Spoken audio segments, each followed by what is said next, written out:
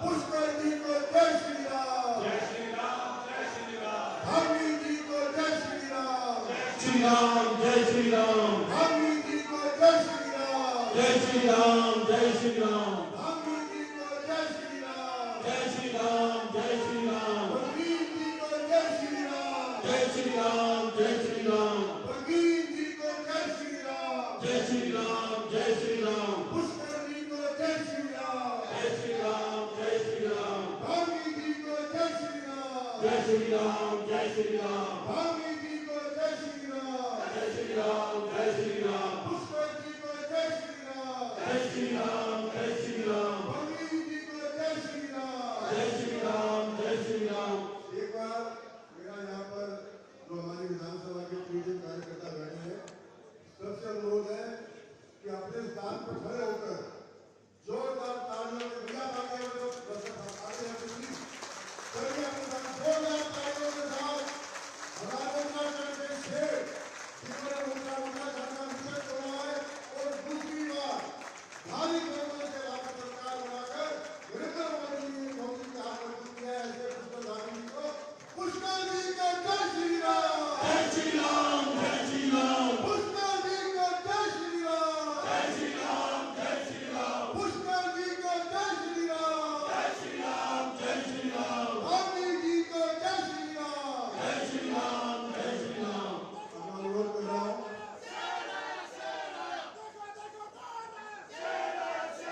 हमारे केशवपुर जिला के अध्यक्ष भाई डॉक्टर वीरेंद्र गोयल से आपकी बैठक की कार्रवाई है। हमारे अध्यक्ष वीरेंद्र गोयल जी हमारे आदरणीय कृष्णा गांधी जी के साथ हमारे श्री विनय रोहिला जी भी हमारे बीच में आए हैं, जो राज्य मंत्री उत्तराखंड के दर्जा है। और आप देखते हैं कि हमेशा दिल्ली में जब भी चुनाव होता है विनय रोहिला जी हमारे उत्तराखंड की तरफ से आ जाते हैं। और मैं अनुरोध कर रहा हूँ वीरेंद्र गोयल जी से जाने भारत माता की। मेरा सभी कार्यकर्ता से आग्रह है कृपया अपना स्थान ले लें। मंच के आसपास भी कोई ना खड़ा हो, कृपया दाएं बाएं अपना स्थान ले लें, जितने भी कार्यकर्ता उपस्थित हैं। मैं सबसे पहले हम सबके लिए बड़ी खुशी की बात है, ये हमारा संगठन परिवार है कि हमारे उत्तराखंड के मुख्यमंत्री आदरणीय पुष्कर सिंह धामी जी हमारे बीच हमारा उत्साह बढ़ाने के लिए, कार्यकर्ताओं को मार्गदर्शन देने के लिए हमारे बीच आए हैं। मैं हृदय से आप सभी की ओर से आभार व्यक्त करता हूं और आग्रह करता हूं आदरणीय प्रवीण खंडेलवाल जी से, वे सभी कार्यकर्ताओं की ओर से उनको उनका अभिनंदन करें, अंगवस्त्र द्वारा उनका स्वागत करें।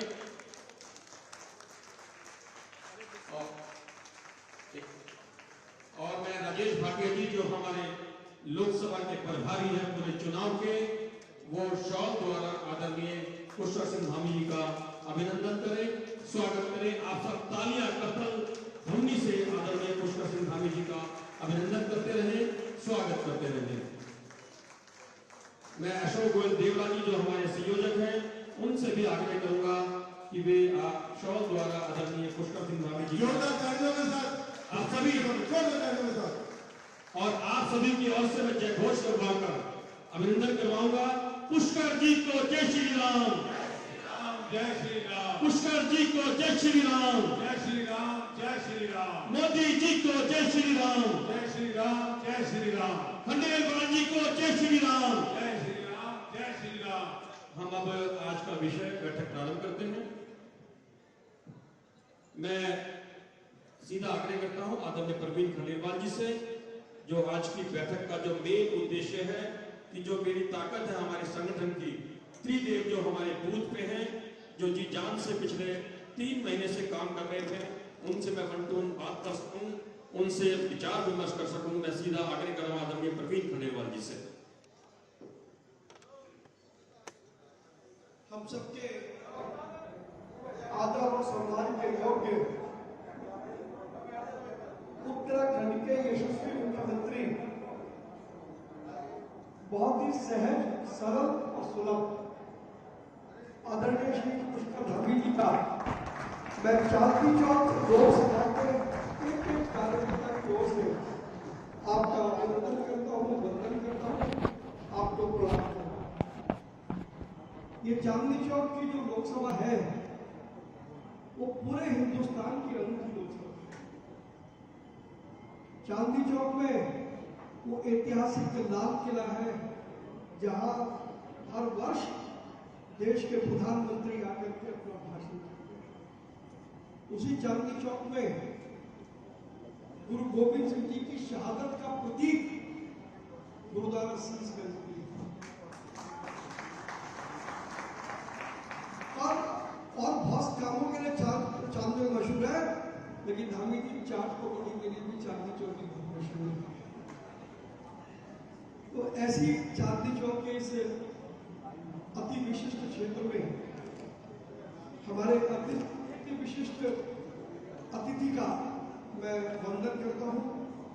आप हम सब कार्यकर्ताओं का उत्साह और ऊर्जा बढ़ा रहा है। पिछले कई दिनों से हम देख रहे हैं कि धामी जी ने पूरे दिल्ली की एक एक लोकसभा में जा करके जिस तरीके का उत्साह का संचार किया है, हम सबके लिए प्रेरणादायी है। और आज लोकसभा में भी हम सबका मार्गदर्शन करने आए हैं।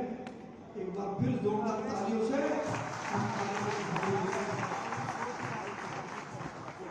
मित्रों, आज ये त्रिदेव और शक्ति केंद्र की जो बैठक है, ये बुलाने का एक विशिष्ट उद्देश्य है। मैं अपनी बात शुरू करूं उससे पहले मैं 2 घटनाएं आपको बताना चाहता हूं।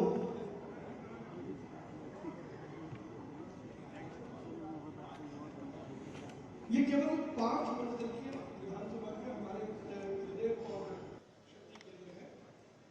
मैं अपनी बात शुरू करूं उससे पहले मैं 2 बातें आपको बताना चाहता हूं कि नेता कैसा होना चाहिए। 19 अप्रैल 2019 को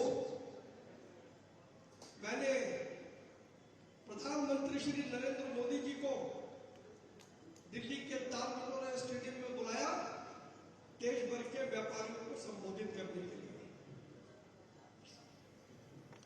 और जब मैं स्टेज का संचालन कर रहा था और मैं एक वक्ता को बुलाने गया और बुला के जब मैं जा रहा था तो आदरणीय प्रधानमंत्री नरेंद्र मोदी जी ने मुझे बुलाया। मैं कभी इधर उनके पास चला गया। उन्होंने अपना हाथ मेरे हाथ में रखा। मेरे परिवार में बिटिया की शादी कैसी, ये 19 अप्रैल 2019 की बात है।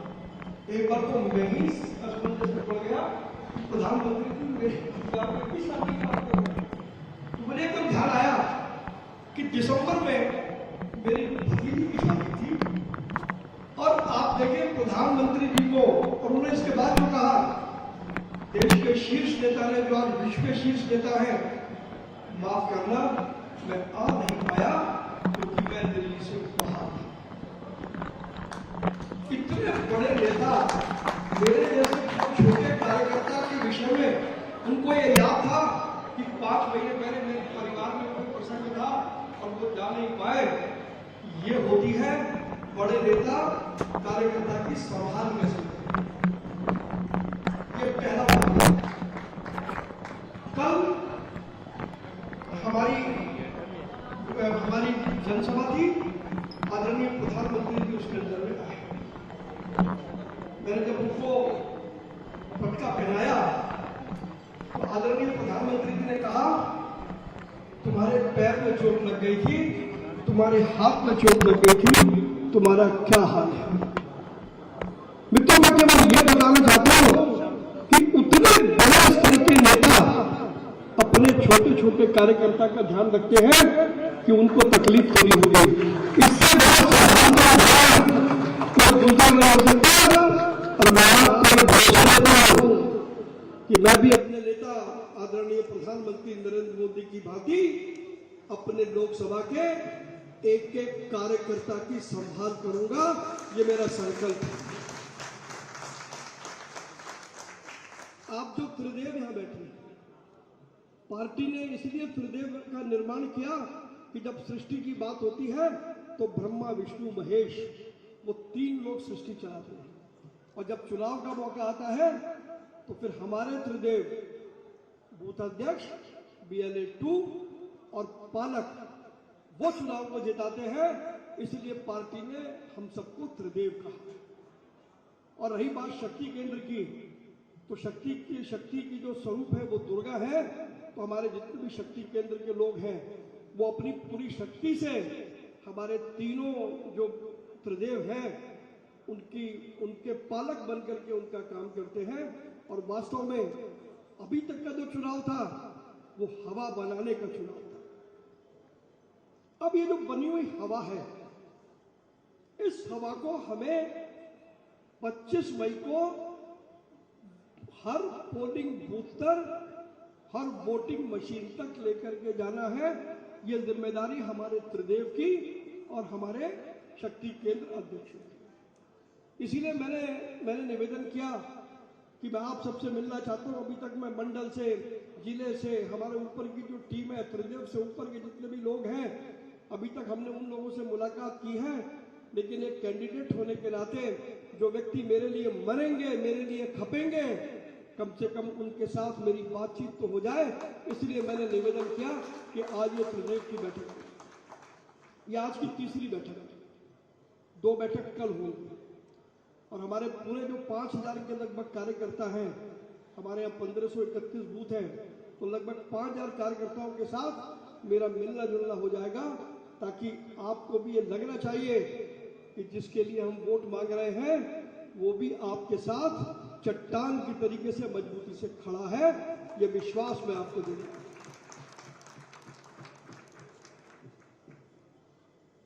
मैं केवल आपसे 2 बातें और करना चाहता हूं, क्योंकि आदरणीय पुष्कर धामी जी बैठे हैं।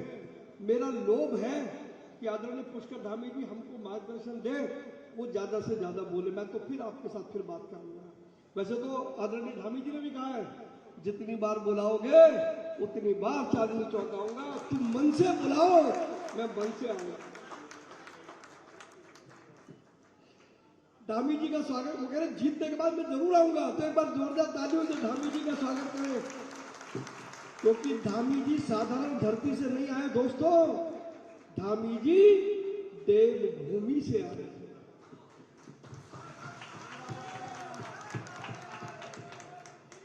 और जब धामी जी बोलते हैं तो हमें लगता है महादेव स्वयं बोल रहे हैं।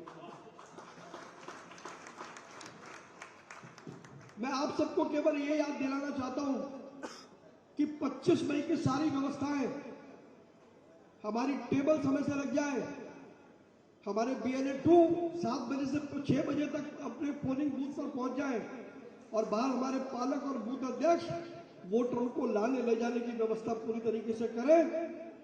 इस पर हमें फोकस करना होगा, नहीं तो जितने दिन 50 से हमने मेहनत करी है वो मेहनत हमारी कोई व्यर्थ ना हो। मैं आपको केवल ये स्मरण कराने आया, आप सब जितने भी लोग यहां पर बैठे हैं, मेरा पॉलिटिकल अनुभव आप सबसे बहुत कम है।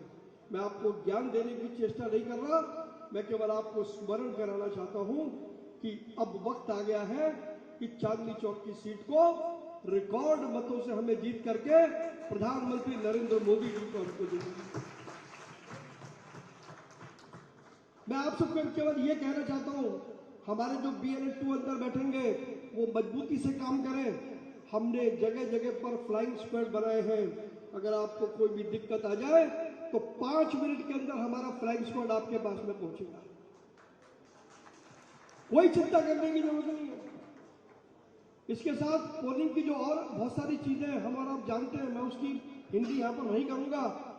हम सबको ये निश्चित रहना है, हम अगर पोलिंग बूथ पर काम कर रहे हैं तो पार्टी का पूरा स्ट्रक्चर आपकी मदद के लिए जुटा है, कोई कमी नहीं होगी।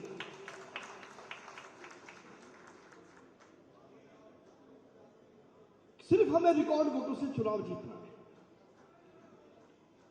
और यदि आप सब लोग पूरी ताकत से लग गए तो मुझे पूरा विश्वास है कि भारतीय जनता पार्टी रिकॉर्ड वोटों से चांदनी चौक का चुनाव जीतेगी। इसमें कहीं दूर दूर तक मुझे कोई संदेह नजर नहीं आता।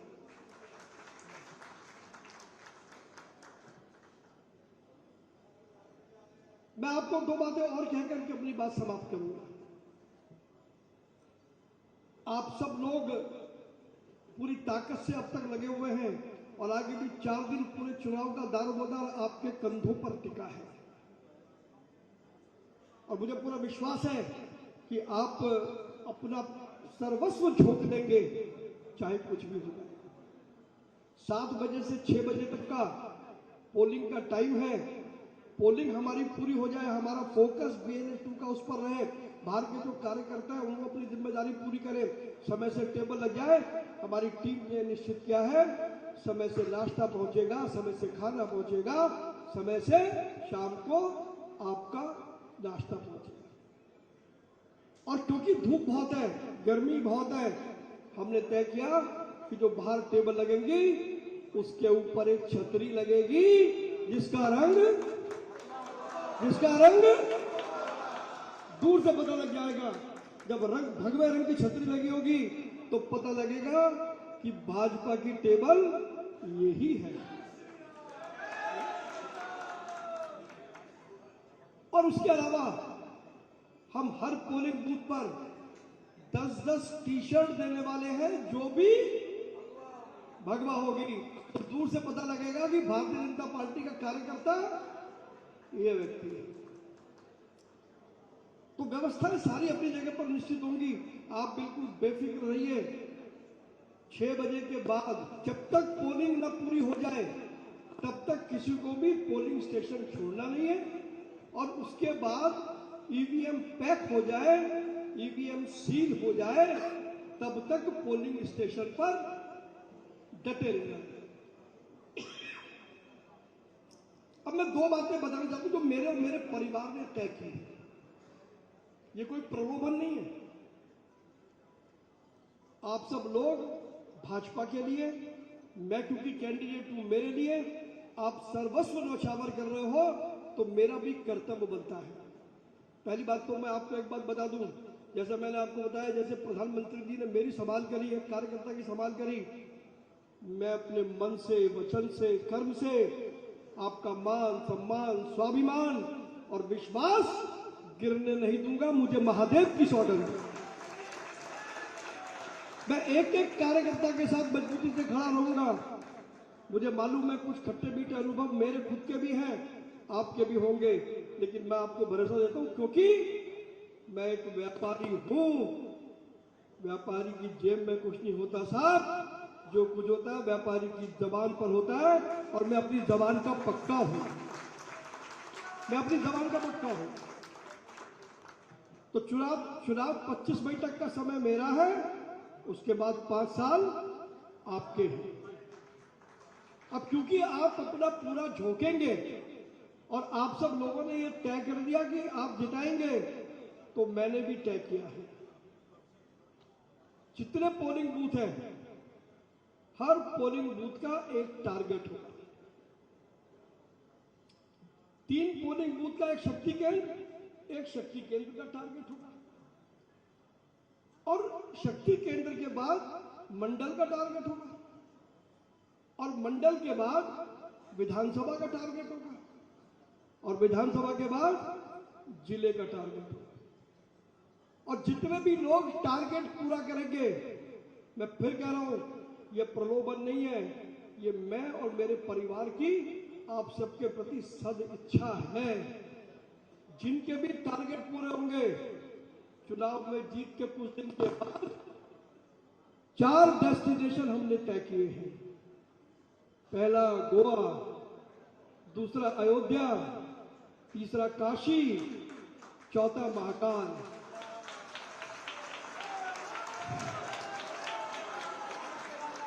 और 5वां उत्तराखंड देवभूमि। ये 5 जिन लोगों का टारगेट पूरा होगा, हम एक टारगेट सेट करेंगे, वो 21 तारीख को आपको टारगेट मिल जाएगा कि आपके पोलिंग बूथ का टारगेट ये है, इतने वोट से भाजपा वहां मिलनी चाहिए।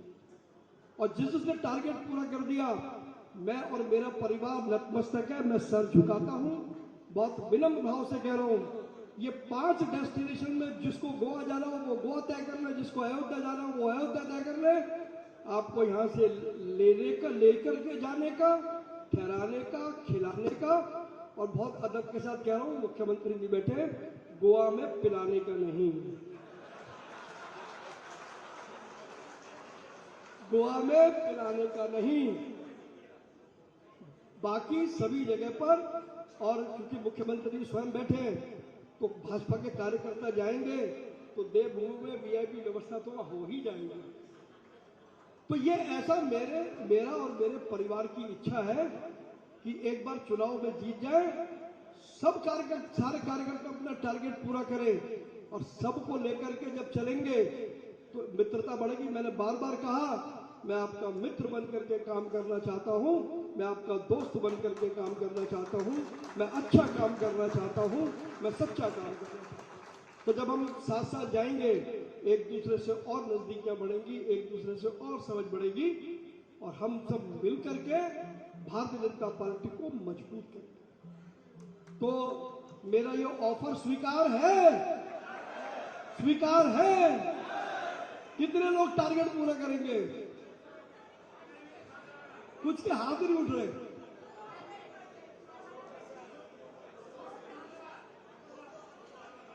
अच्छा, लेकिन सुनो, ये टारगेट तो तृतीय को शक्ति केंद्र के हैं, लेकिन मंडल वाले भी चिंता ना करें, जिले वाले भी चिंता ना करें और विधानसभा के प्रभारी समिति भी चिंता ना करें। वो यही कह रहे हैं कि सबका इंतजाम है, सबके, लेकिन डिपेंड है परफॉर्मेंस। और मुझे पूरा विश्वास है कि आप सब परफॉर्मेंस में अव्वल आएंगे। इन्हीं शब्दों के साथ मैं अपनी वाणी को विराम देता हूं और एक बार फिर आप सब देवतुल्य कार्यकर्ताओं को, देवभूमि के जो हमारे नेता हैं, उनकी सम्मानित उपस्थिति में मैं आप सबको प्रणाम करता हूं, आपका अभिनंदन करता हूं, आपका अभिवादन करता हूं। भारत माता की, भारत माता की, वंदे वंदे मातरम, नरेंद्र मोदी जिंदाबाद, नरेंद्र मोदी जिंदाबाद, पुष्कर धामी, जिंदाबाद, जोर से बोलो, पुष्कर धामी। जिंदाबाद, धन्यवाद। प्रवीण जी को जय श्री राम। जय श्री राम, जय श्री राम, धामी जी को जय श्री राम। जय श्री राम, जय श्री राम, धामी जी को जय श्री राम। जय श्री राम, जय श्री राम। मैं आदरणीय पुष्कर सिंह धामी जी को बताना चाहूंगा, आज हम जैसे संगठन की बैठक है, केशवपुरम जिले, चांदनी चौक जिले की 2 बैठकों में 5 विधानसभाएं हमारी पूरी हो चुकी हैं। ये आज क्योंकि हमारा रोड शो है अभी 6 बजे, तो हमने केवल 5 मंडलों की बैठक बुलाई थी, इसलिए थोड़ी बैठक छोटी है और कल 2 बड़ी बैठकें फिर बाकी होनी है। वो अचानक हम चाहते थे तो बड़ी जनसभा में आपको बुलाना, पर आज कोई ऐसी सेटिंग नहीं बनी, पर फिर भी आप हमारे बीच आए हैं। मैं हृदय से सभी कार्यकर्ताओं की ओर से एक बार जोरदार तालियां बजाकर पुनः अभिनंदन करें, स्वागत करें। ऐसे हमारे मुख्यमंत्री हमारा मार्गदर्शन करें, हौसला अफजाई करने हमारे बीच आए हैं। एक बार जोरदार तालियां बजाकर पुनः अभिनंदन और स्वागत करें। और मैं उनसे आग्रह करूंगा, क्योंकि उनको अगले कार्यक्रम में जाना है, फिर भी वो हमारे बीच आए हैं। एक बार केशवपुरम जिले के सभी कार्यकर्ता जोरदार तालियां बजाकर आदरणीय धामी जी का अभिनंदन करें, स्वागत करें। मैं सीधा आग्रह करूंगा, वीर बजरंगे। चलिए बैठ जाइए, बैठ जाइए, बैठ जाइए। बोलिए भारत माता की, भारत माता की। भारतीय जनता पार्टी जिंदाबाद। क्या बात है, आप लोगों का उत्साह कुछ बोले। अभी परवीन जी ने इतना उत्साह भरा अभी जो है, और अभी तो चलिए लगाइए जोर से फिर एक बार। भारतीय जनता पार्टी जिंदाबाद, भारतीय जनता पार्टी जिंदाबाद, नरेंद्र मोदी जिंदाबाद, नरेंद्र मोदी जिंदाबाद, प्रवीण खंडेलवाल विजयी हो, प्रवीण खंडेलवाल विजयी हो। त्रिदेव सम्मेलन जो कि हमारे बूथ अध्यक्ष, BLO 2, बूथ बालक, ऐसे हमारे सभी 5 मंडलों के जो प्रमुख कार्यकर्ता हैं, जिनके कंधों पर इस चुनाव को जिताने की जिम्मेदारी है, आज यहां उपस्थित हुए हैं। इस सम्मेलन में अभी आप लोगों ने जिनको सुना, हमारी चांदनी चौक लोकसभा क्षेत्र के प्रत्याशी, और मैं सच बताऊं तो मैं बड़ा प्रभावित हुआ प्रवीण जी को अभी बोलते हुए देख रहा था। ये आपको ट्रीट में, ये आपको ट्रीट आपके जीतने के बाद जो देना चाह रहे हैं, देखिए कहां कहां ले जा रहे हैं आप, देव दर्शन पर ले जाने वाले हैं और पूरे परिवार की ओर से ले जाने वाले हैं। और बहुत सहजता से इन्होंने अपनी बात करी। जितनी देर भी ये बोल रहे थे, केवल और केवल कोई उसमें बहुत जो बोलते हैं ना लाग लपेट नहीं थी, सीधे सीधे आप सबसे संवाद किया, बहुत सहजता से, बहुत सरलता से उन्होंने अपनी बात आप सबके समक्ष रखी। और आप सबके प्रत्याशी लोकसभा के आदरणीय प्रवीण खंडेलवाल जी, हमारे जिला केशवपुरम के अध्यक्ष, जिला अध्यक्ष वीरेंद्र गोयल जी,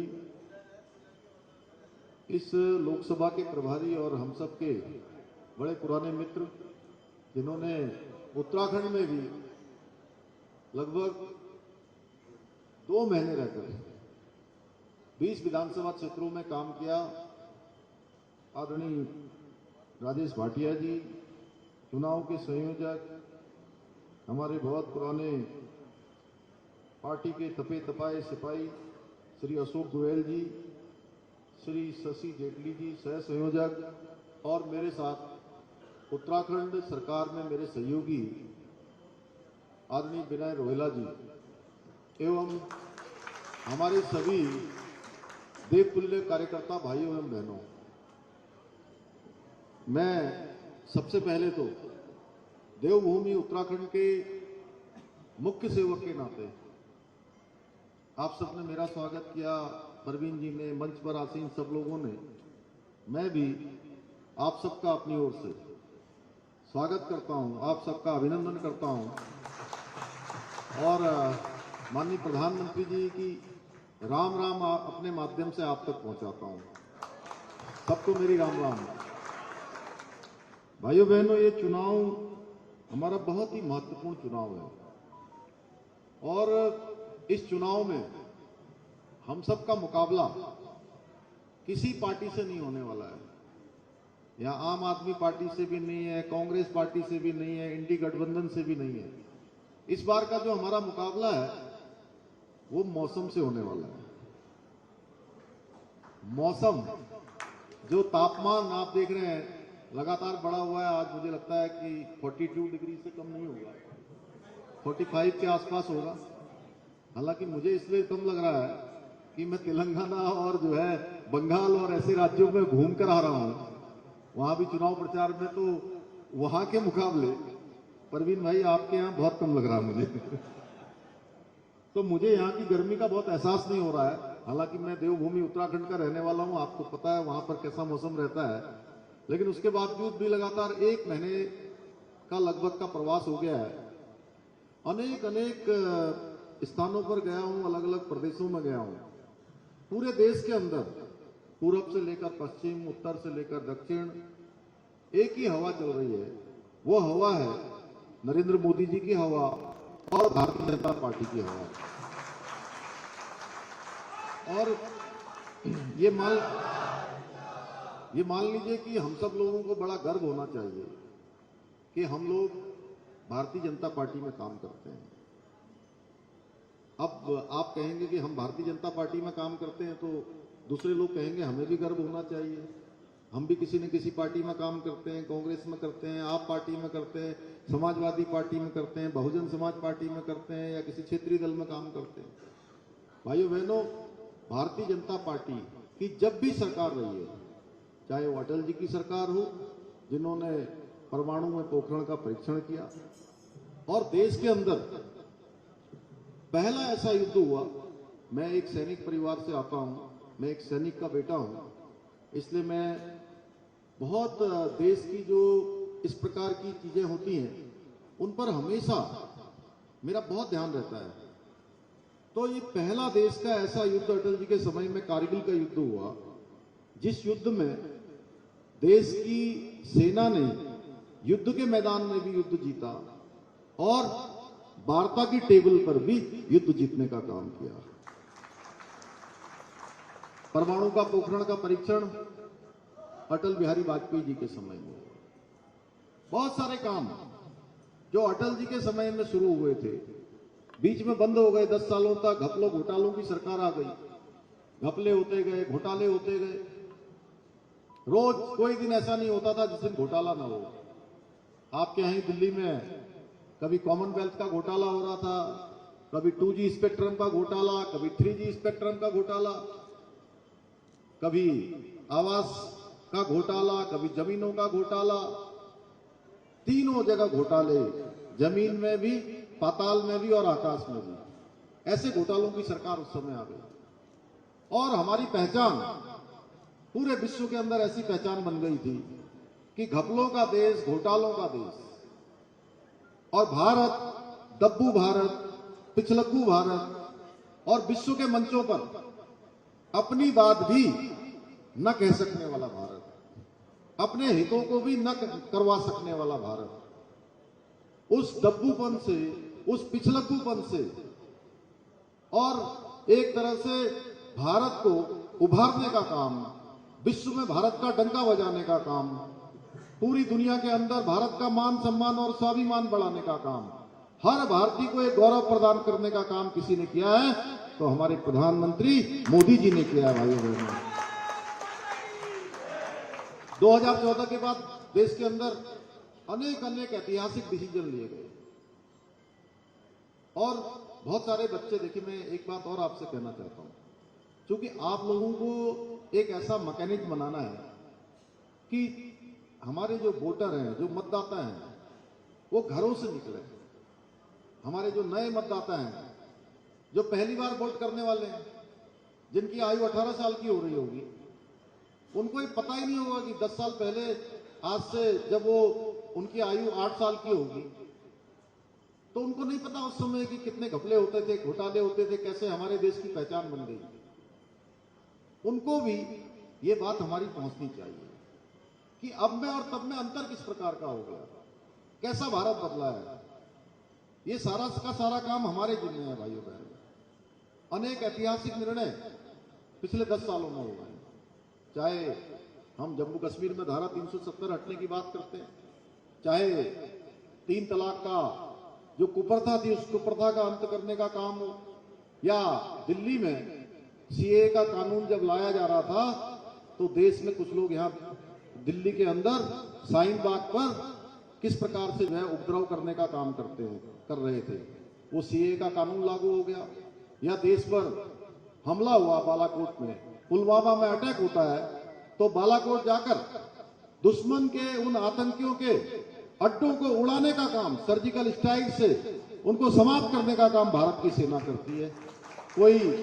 कोई हमला आज भारत के अंदर होता है, आज डोकलाम की घटना हो या तवांग की घटना हो, तवांग सियाचिन ग्लेशियर और चीन सीमा पर भारत की सेना ऐसे हमलों का जवाब, आतंकवादी, अलगाववादी और जिहादियों के हमलों का जवाब, अब अगर एक गोली दुश्मन की आती है तो गोलों और तोप से देने का काम करती है भारत की सेना, उसका जवाब देती है।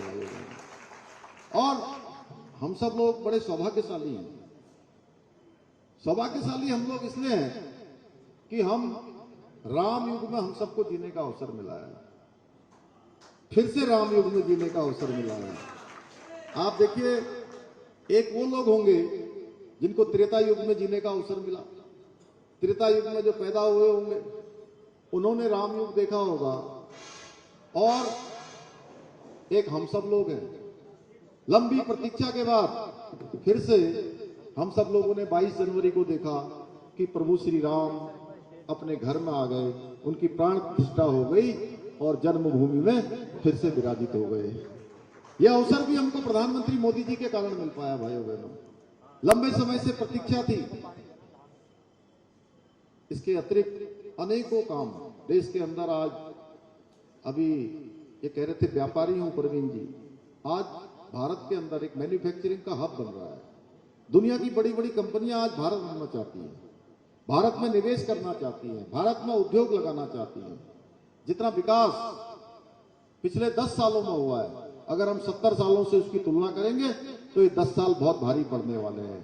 चाहे नए IIT बने हो, IIM बने हैं, हमारे नए 390 से ज्यादा विश्वविद्यालय बने हैं, यूनिवर्सिटियां बनी हैं, हवाई अड्डे जितने 10 सालों में बने हैं वो पूरे 70 सालों से ज्यादा बने हैं भाइयों बहनों।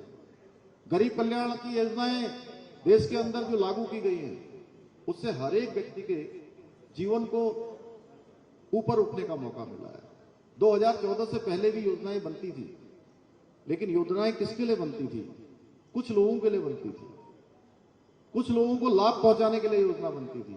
लेकिन आज जो योजनाएं बनती हैं वो हर एक गरीब व्यक्ति के जीवन को ऊपर उठाने के लिए बनती हैं। जिनको वास्तव में देश के अंदर सहायता की आवश्यकता है उन सबके लिए योजनाएं बनती हैं। भाइयों बहनों, मोदी जी ने देश के अंदर एक नया वर्क कल्चर लाने का प्रयास किया है। एक नया वर्क कल्चर देश में आया है। आज नया भारत बदल रहा है। आज भारत की साख पूरी दुनिया के अंदर बढ़ रही है। भाइयों बहनों, इसलिए एक तरफ मोदी जी हैं जो समर्पित भाव से अपने जीवन का एक एक पल और एक एक क्षण भारत माता को समर्पित कर रहे हैं। 140 करोड़ देशवासियों को समर्पित कर रहे हैं, उनको अपना परिवार मानकर काम कर रहे हैं। और दूसरी तरफ ऐसे परिवारवादी दल हैं जो कहते हैं, मोदी जी कहते हैं सबका साथ सबका विकास, और ये लोग कहते हैं मेरा और मेरे परिवार का विकास। इनकी प्राथमिकता है परिवार, इनकी प्राथमिकता है भ्रष्टाचार। अब दिल्ली की बात करें, अब दिल्ली में, मैं अभी पंजाब में था, पंजाब में मैं देख रहा हूं कि दोनों पार्टियां, कांग्रेस पार्टी और आप पार्टी, दोनों अलग अलग चुनाव लड़ रही हैं, एक दूसरे को गालियां दे रही हैं, और दिल्ली में दोनों गलबैया कर रहे हैं। अब देखिए, ये एक दूसरे को भी ठगने का काम कर रहे हैं। दिल्ली में एक दूसरे को जितना कोस सकते हैं भाटिया जी उतना कोस रहे हैं, पंजाब में और दिल्ली में एक साथ मिले हुए। आखिर इन पर कौन भरोसा करेगा? जो एक दूसरे के ही सगे नहीं है तो इनके बारे में तो यही कह सकते हैं, ऐसा कोई सगा नहीं जिसको इन्होंने ठगा नहीं। तो भाइयों बहनों, ये सब बातें जनता के बीच में जानी चाहिए। ये कांग्रेस पार्टी के भ्रष्टाचार को गिनाते गिनाते सत्ता में आए, और इन्होंने कांग्रेस पार्टी को भी भ्रष्टाचार के मामले में पीछे छोड़ दिया। शराब घोटाला, ये घोटाला, कभी कहते थे हम दिल्ली में इतने स्कूल खोल देंगे, 500 कॉलेज बना देंगे। कोई कॉलेज नहीं बनाया भाइयों बहनों, उल्टा शराब के अड्डे खुलवा दिए चारों तरफ। मैं अभी यमुनोत्री से आ रहा हूं, 2 दिन पहले यमुनोत्री गया था। 4 धाम यात्रा शुरू हो गई है और संख्या भी खूब आ रही है। पहले 1-2 दिनों आपने पढ़ा होगा कि बहुत संख्या आ गई, बहुत जाम लग गया, बहुत ये हो गया। इतना कुछ नहीं है अभी वहां पर, सब अच्छा हो गया है, बहुत अच्छे से यात्रा हो रही है। आज भी अभी मैं अपडेट ले रहा था, कम से कम 32,000 लोगों ने आज केदारनाथ जी में, 15,000 लोगों ने गंगोत्री में, और करीब 12,000 लोगों ने यमुनोत्री में, और लगभग 28,000 लोगों ने बद्रीनाथ जी में आज दर्शन किए हैं अभी तक, दिन तक। अभी शाम को जो आएगा फिगर तो बड़ा आएगा और आएगा। तो मैं यमुनोत्री, मां यमुना यमुनोत्री से निकलकर यहां तक आती है, वहां इतनी निर्मल है, बिल्कुल क्रिस्टल क्लियर पानी। देखिए तो एक तरफ से पूरा दिखेगा अंदर तक। और यहां आते आते यमुना जी का क्या हाल कर दिया। जो पैसा भारत सरकार ने, मोदी जी ने दिया था यमुना जी की सफाई का, वो पैसा भी इन्होंने लगाया नहीं। और मैं सच बताऊं तो आजकल तो कुछ ठीक है गर्मी के कारण से, लेकिन सर्दियों में जब मैं यहां आता हूं तो सवेरे जो है अपने मुंह में जो है वो लगा के बाहर घूमना पड़ता है मुझे, नहीं तो खांसी शुरू हो जाती है, नाक बंद हो जाती है, ये पूरा गैस का चैम्बर जैसा बन जाता है। ये कहते थे हम दिल्ली को साफ करेंगे, सफाई करेंगे, हम झाड़ू लगाएंगे। इन्होंने ये झाड़ू तो लगा ही नहीं, इन्होंने जनता की गाड़ी कमाई में झाड़ू लगा दी है। पेरिस जैसा बनाएंगे कहते थे, जनता की गाड़ी कमाई पर इन्होंने डाका डाल दिया। कहते थे, केजरीवाल जी कहते थे कि मैं कभी कांग्रेस के साथ गठबंधन नहीं करूंगा, राजनीति छोड़ दूंगा। आज आप देख लीजिए क्या कर रहे हैं। इनका दोहरा चरित्र है भाइयों बहनों। ये जो गठबंधन बना है, ये गठबंधन भी कोई सरकार बनाने का गठबंधन नहीं है। ये गठबंधन दोनों पार्टियों का ये भ्रष्टाचार छुपाने का गठबंधन है, तुष्टीकरण का गठबंधन है। हमारे पुजारी घूम रहे हैं, उनके लिए कोई व्यवस्था नहीं, और एक वर्ग विशेष के लोगों के लिए वो जो किसी को सब है मासिक वेतन दे रहे हैं। अब मैं बोलना नहीं चाह रहा था, आप लोगों ने बोल दिया, मैं इशारा कर रहा था आपको। भाइयों बहनों, मैं देवभूमि उत्तराखंड से आता हूं। देवभूमि उत्तराखंड में हमने इस बार समान नागरिक संहिता, जो देश का संकल्प था हमारी पार्टी ने, जिसको पूरे देश के अंदर लाने का संकल्प ले लिया, वो समान नागरिक संहिता का हमने वहां पर विधेयक बना दिया। क्योंकि देश के अंदर हमारी पार्टी का देश की आजादी के बाद से लेकर यह संकल्प था कि एक देश के अंदर रहने वाले हर एक व्यक्ति के लिए, चाहे वो किसी जाति का हो, किसी पंथ का हो, किसी समुदाय का हो, किसी वर्ग का हो, सबके लिए एक समान कानून होना चाहिए। ये नहीं कि देश के इस कोने में अलग कानून, उस कोने में अलग कानून। भाइयों बहनों, आज मोदी जी के नेतृत्व में हमारी भारतीय जनता पार्टी के संकल्प पत्र में ये संकल्प ले लिया गया है कि देश के अंदर सबके लिए समान नागरिक संहिता लाई जाएगी। और इसकी शुरुआत देवभूमि उत्तराखंड में हो गई है। जैसे मां गंगा देवभूमि उत्तराखंड से निकलकर पूरे देश को जल और जीवन देने का काम करती है, उसी प्रकार समान नागरिक संहिता की ये गंगोत्री भी अब पूरे देश के अंदर जाएगी, पूरे देश को लाभान्वित करने का काम करेगी। हमने उत्तराखंड में माननीय प्रधानमंत्री जी के मार्गदर्शन में सरकारी जमीनों पर, वहां पर अतिक्रमण था, अवैध कब्जे थे, जगह जगह पर कहीं नीली चादर, कहीं पीली चादर, कहीं हरी चादर ऐसे बिछाकर हजारों एकड़ जमीन जो वहां पर अतिक्रमण किया हुआ था, इस अतिक्रमण को हमने हटाने का काम किया। दंगा रोकने के लिए हमने वहां कानून बना दिया, दंगा रोधी कानून बना दिया। धर्मांतरण न हो, डेमोग्राफी जो देवभूमि की खराब हो रही थी, उस डेमोग्राफी को वहीं रोकने के लिए, स्थिर करने के लिए, वो खराब न हो। भाइयों बहनों, हमने जो है धर्मांतरण का सख्त विधेयक वहां पर जो है बना दिया है। अब देवभूमि में इस प्रकार के खराब काम नहीं होंगे। हल्द्वानी में आप लोगों ने देखा होगा, सुना होगा, क्योंकि भारतीय जनता पार्टी का हर एक कार्यकर्ता बहुत जागरूक है। वहां कुछ लोगों ने उपद्रव करने का प्रयास किया था, दंगा करने का प्रयास किया था, आगजनी करने का प्रयास किया था। भाइयों बहनों, उनको जहां जाना चाहिए, जहां कानून उनको भेजना चाहिए, वहां उनको भेज दिया गया है। अब भविष्य में कोई भी वहां दंगा करने की, आगजनी करने के बारे में करना तो बहुत दूर की बात, अब वो सोचेगा भी नहीं। हमने वहां पर ऐसा कानून बना दिया, अब अगर संपत्ति का नुकसान होगा तो एक एक पाई की भरपाई उसी दंगाई से सुनिश्चित की जाएगी जो दंगा करने वाला होगा। भाइयों बहनों, इसके साथ साथ देवभूमि उत्तराखंड में हमने पूरे देश का सबसे सख्त नकल का कानून हमने बनाया है। अब जो हमारे ईमानदार बच्चे हैं, परीक्षार्थी हैं, सरकारी परीक्षाओं में भाग लेने वाले हैं, उनकी मेहनत के साथ, उनकी योग्यता, क्षमता, प्रतिभा के साथ अब कोई छल नहीं होगा, कोई खिलवाड़ नहीं होगा। अब ईमानदारी के साथ उनको नौकरी मिलेगी। ऐसे अनेक काम हमने किए हैं। आपने देखा होगा, अभी चारधाम यात्रा चल रही है। चारधाम ऑल वेदर रोड हमारे प्रधानमंत्री जी के नेतृत्व में वहां बन गई है। बाबा केदार का नवनिर्माण, पुनर्निर्माण का काम तेजी से चल रहा है। बद्री विशाल में मास्टर प्लान हो रहा है केदारनाथ जाने के लिए, हेमकुंड साहब जाने के लिए। हमारे यहाँ पर पीछे हमारे प्राय जी भी बैठे हैं, सामने भी बैठे हैं। अब हेमकुंड साहब जाने के लिए आने वाले समय में आसानी से यात्रा हो पाएगी, और जिसमें कई दिन लगते हैं वो कुछ ही घंटों में वो यात्रा पूरी हो जाएगी। जो हमारे बुजुर्ग लोग हैं उनकी यात्रा आसान हो जाएगी, शारीरिक रूप से कमजोर लोगों की यात्रा भी आसान हो जाएगी। भाइयों बहनों, आदि कैलाश मानसरोवर के बगल में आदि कैलाश हमारे, और माननीय प्रधानमंत्री जी मोदी जी देश के पहले प्रधानमंत्री हो गए जो 18,000 फुट की ऊंचाई पर जाकर पूरे देश और दुनिया को आदि कैलाश दिखाने का काम उन्होंने किया है।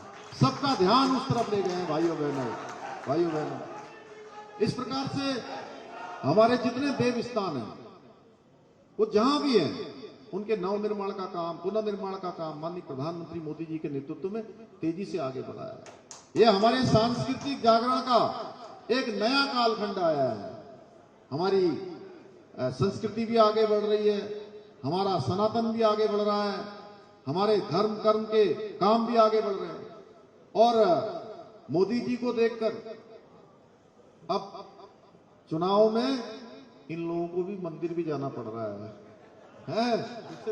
ये जो हम लोग कलाव पहनते हैं, जनेऊ भी पहन रहे हैं। जनेऊ भी कहां पहन रहे हैं? कोर्ट के ऊपर भी जनेऊ पहन रहे हैं। इस प्रकार इनको मजबूर कर दिया गया है भाइयों बहनों। लेकिन ये लोग, आप जानते हैं, कभी सनातन को गाली देते हैं, कभी राम मंदिर का विरोध करते हैं, कभी हमारे देवी देवताओं पर अभद्र टिप्पणियां करते हैं, नॉन वेज खाने का चित्र जो है नवरात्र में केवल चिढ़ाने के लिए डालते हैं, एक वर्ग के वोटों को खुश करने के लिए करते हैं। इसलिए ये समय आ गया है कि आपके एक एक वोट की चोट से इन सबको बेनकाब कर देना है। इस बार इनको जड़ से उखाड़ फेंकना है। दिल्ली में महिलाओं का किस प्रकार से अपमान हो रहा है वो हम लोगों ने भली भांति देखा भाइयों बहनों। स्वाति मालीवाल, उनके आप पार्टी की सांसद किस प्रकार से लात जूते घूंसे मार रहे हैं, किस प्रकार महिला के साथ अभद्रता कर रहे हैं। जब एक सांसद के साथ इस प्रकार का एक काम कर सकते हैं तो आप सामान्य महिला के बारे में क्या इनकी सोच होगी भाइयों बहनों। हमारे तो शास्त्रों में कहा गया है, यत्र नारीस्तु पूजन्ते तत्र रमन्त देवता, यानी कि जहां नारियों का सम्मान होता है वहां देवताओं का वास होता है। हमारे संस्कार कहते हैं, हमारी संस्कृति कहते हैं, हमारे सारे शास्त्र कहते हैं कि महिला हमारे लिए सर्व नारी नारायणी का स्वरूप है। भाइयों बहनों, ये लोग जो है देश को पूरी तरह से गर्त में धकेलना चाहते हैं, 2014 से पहले जैसी स्थिति लाना चाहते हैं। इसलिए आप सब लोगों से मैं कहने के लिए आया हूं कि मुझे अच्छा लगा, आज मैं पहली बार इस प्रकार के कार्यक्रम में आया हूं। वैसे तो हर जगह जनसभाओं में जा रहा था, लेकिन अच्छा हुआ मुझे भी आप सबसे मिलने का अवसर मिला। आप सब लोगों को मैं बहुत शुभकामनाएं देता हूं और आप सबसे ये जरूर कहता हूं कि देखिए, ये हमारी फसल हमारी जो फसल है वो पक गई है, बिल्कुल पककर तैयार है। अब उसको आंधी से भी बचाना है, उसको पानी से भी बचाना है, उसको जो है जो जंगली जानवर आ जाते हैं उन जंगली जानवरों से भी बचाना है। उस फसल को काट कर सुरक्षित घर में लाना है। और ये जिम्मेदारी फसल को काटने वाले, घर तक लाने वाले वो कोई और नहीं है, जो मेरे सामने बैठी हुई ये क्रीम है, ये क्रीम है। तो सब लोग लाएंगे ना काट के फसल को घर तक। मोदी जी को जिताएंगे, परवीन जी को जिताएंगे, कमल का बटन दबाएंगे, कमल का फूल खिलाएंगे। मुझे पूरा भरोसा है कि आप सब लोग आज यहाँ से एक सौगंध लेकर जाइए, एक शपथ लेकर जाइए और एक संकल्प लेकर जाइए कि 25 तारीख तक, जब तक 5 बजे शाम तक मतदान समाप्त न हो जाए, हम सबको अपना भी ध्यान रखना है। गर्मी बहुत है, इसमें अपने स्वास्थ्य का भी ध्यान रखना है। ऐसा ना हो कि पता चला आप में से कोई बीमार पड़ जाए तो हमारी तो सारी चेन खराब हो जाएगी। अब बूथ अध्यक्ष अगर बीमार हो गया तो पूरा बूथ का सिस्टम करवाया जाएगा। BLA2 बीमार हो गया तो अंदर कौन बैठेगा? अरविंद जी, ये भी हमको इनका, अशोक जी, इनका ध्यान रखना है। या पालक अगर थोड़ा सा इधर उधर हो गया तो कौन सबको संभालेगा? शक्ति केंद्र हमारा डिस्टर्ब हो जाएगा। इसलिए हमको बिल्कुल नियम से और जितने घंटे हमारे पार्टी के काम के लिए लग रहे हैं वो लगे और कोशिश करिए कि हमारा बूथ सबसे मजबूत और हम बूथ जीतेंगे तो चुनाव हम ऐतिहासिक मतों से जीत जाएंगे। और प्रवीण जी जो है 4 जगह तो ले जा ही दे रहे हैं, 5 जगह मैं भी आप सबको आमंत्रित कर रहा हूँ। आइए और भारी ऐतिहासिक मतों से आप प्रवीण जी को विजय बनाइए। मोदी जी को तीसरी बार प्रधानमंत्री बनाने में आप सब लोग अपना योगदान दीजिए। और ये आप लोगों के लिए और हम लोगों के लिए ये स्वर्णिम कालखंड है, ऐतिहासिक है। आज से 20 साल 50 साल बाद लोग कहेंगे, आपके बच्चे कहेंगे, आपके आसपास के लोग कहेंगे जो छोटे होंगे आज, कि आप उनको बताओगे, कभी कहानी सुनाओ करोगे कि बेटा हम उस समय में पार्टी के पदाधिकारी थे उस समय में हम काम करते थे जिस समय मोदी जी जो है देश के प्रधानमंत्री थे। तो मैं आप सबको बहुत शुभकामनाएं देते हुए, बहुत बधाई देते हुए और आप सबका धन्यवाद करते हुए मैं अपनी वाणी को विराम देता हूँ। धन्यवाद। जय हिंद। धामी जी को जय श्री राम। धामी जी को जय श्री राम। आप हमारी इस लोकसभा में आए, आपने हमारा सबका मनोबल बढ़ाया, सभी कार्यकर्ताओं ने उत्साहवर्धन किया। हम चांदनी चौक लोकसभा केशवपुरम जिले के कार्यकर्ता आपका हृदय से आभार व्यक्त करते हैं, बहुत बहुत धन्यवाद करते हैं। आपका स्नेह और प्यार जो आपने इतना दिया उसके लिए हम आपके आभारी हैं। बहुत बहुत धन्यवाद।